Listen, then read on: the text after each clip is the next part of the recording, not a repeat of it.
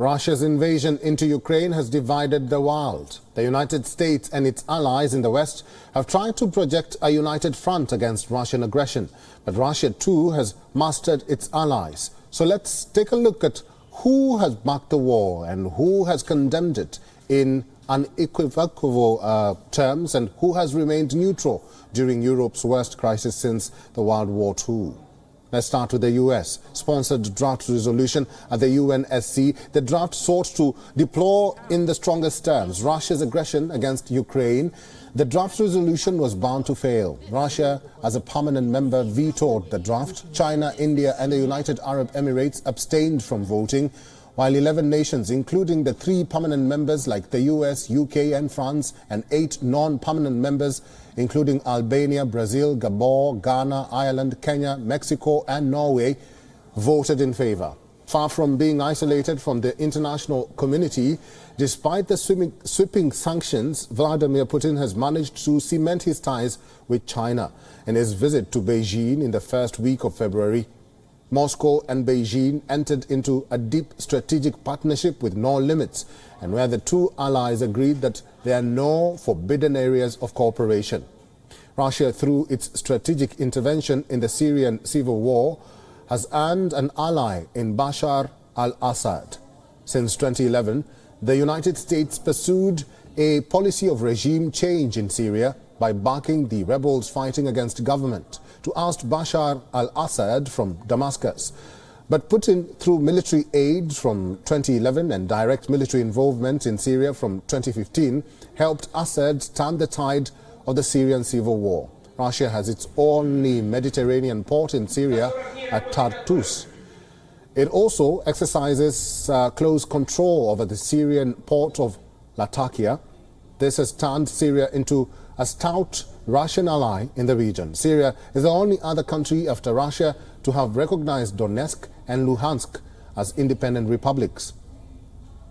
Russian Deputy Prime Minister Yuri Borisov was on a whirlwind tour of the leftist nations in the Western Hemisphere from 16th of February.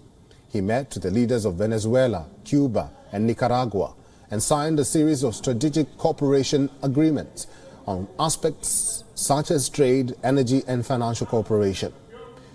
Russia's decisive intervention into Kazakhstan has reiterated Russia's position of preeminence in Central Asia. In the month of January, Kazakhstan erupted into a nationwide unrest sparked by a spike in fuel prices. But Russia, leading the CSTO troops, managed to crush the protests in a short and decisive operation. Most Central Asian nations have maintained friendly relations with Moscow and have not condemned Russia's invasion into Ukraine. So, although the United States has been working its diplomatic levers to isolate Russia for invading into Ukraine, Vladimir Putin so far in the conflict has successfully managed to call the American bluff and has also shored up support for the Russian nation.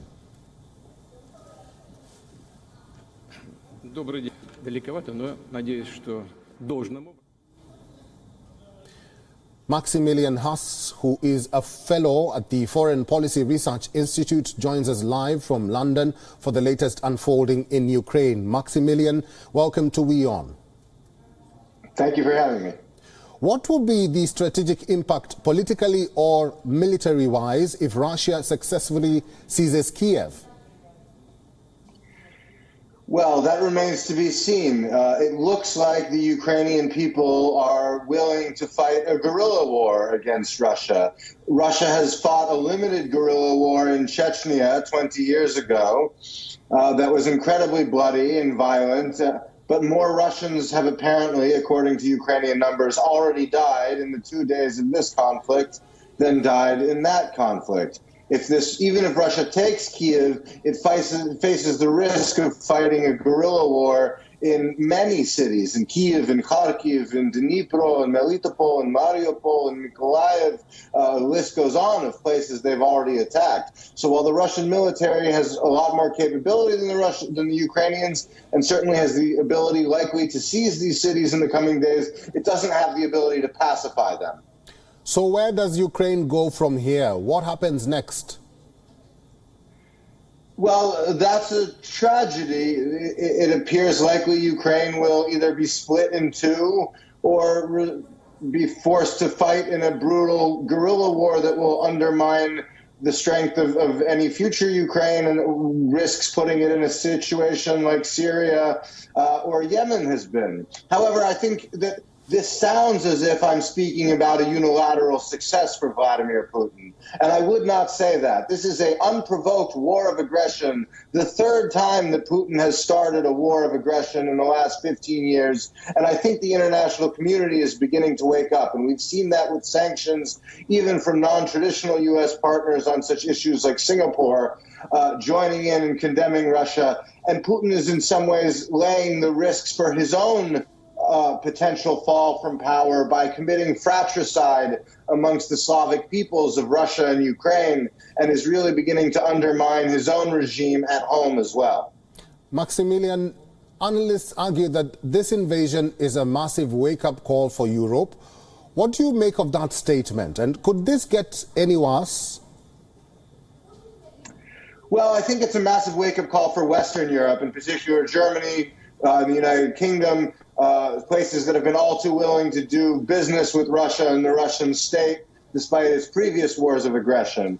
Eastern Europe has been sounding the alarm for well over a decade now, and even before Russia's first invasion of Georgia. I think it does need to be a wake-up call not only for Western Europe, but also for the rest of the world, including countries like India that have good relations with Russia and the United States. But now it is very clear that Putin is an aggressor, somebody who starts wars for no reason other than his own desires. And I think that will be a wake-up call for the rest of the world. I certainly hope it will be. Finally, we have moved from dialogue, diplomacy to joint and concerted actions by Western leaders, and to top the cream, stringent economic sanctions. Will this deter the Kremlin? I don't think stringent economic sanctions right now are likely to deter the Kremlin. We've seen some of the most drastic measures announced in over 80 years against a major country, but the sanctions regime now essentially is very close to the sanctions regime on Iran. Of course, with an even larger number of states supporting it, because it was the United States that unilaterally reimposed those and reneged on its agreements with Iran under 2014. But the United States had made very clear, and so had the European Union, and to a lesser extent the United Kingdom, that these kind of sanctions were what would happen if Putin invaded Ukraine. It is Putin who has chosen to cut the Russian economy and the Russian people off from the financial world and the technological around the world. And it is Vladimir Putin who will bear responsibility for that over the long term. So I don't think it will deter him. He's made this choice knowingly, but I do think it will in the long term significantly affect the relationship between the Russian people who do not want war and who I believe are against this war, and the dictator who does want it and has forced it upon them. Maximilian, what are the general ramifications of this conflict to the world?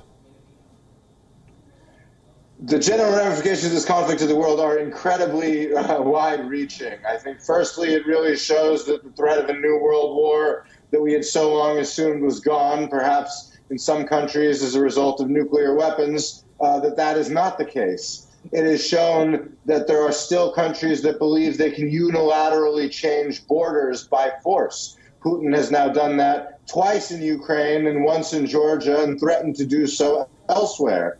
For the whole world, this has an impact. For example, for India and its relations with China, if China moves to support Putin on this, as it has given some indications it will, although I think he'll be upset at the lack of support thus far, that raises the potential for China to look to unilaterally change its borders with India, as it has threatened to do in the past as well. So I think it behooves the entire world, in particular democratic countries and countries that believe in the rule of law and believe in the inviolability of sovereign borders, to announce this and to oppose it in whatever way that they can. Maximilian Haas, thank you very much for your insights and for talking to us on WION today. WION is now available in your country. Download the app now and get all the news on the move.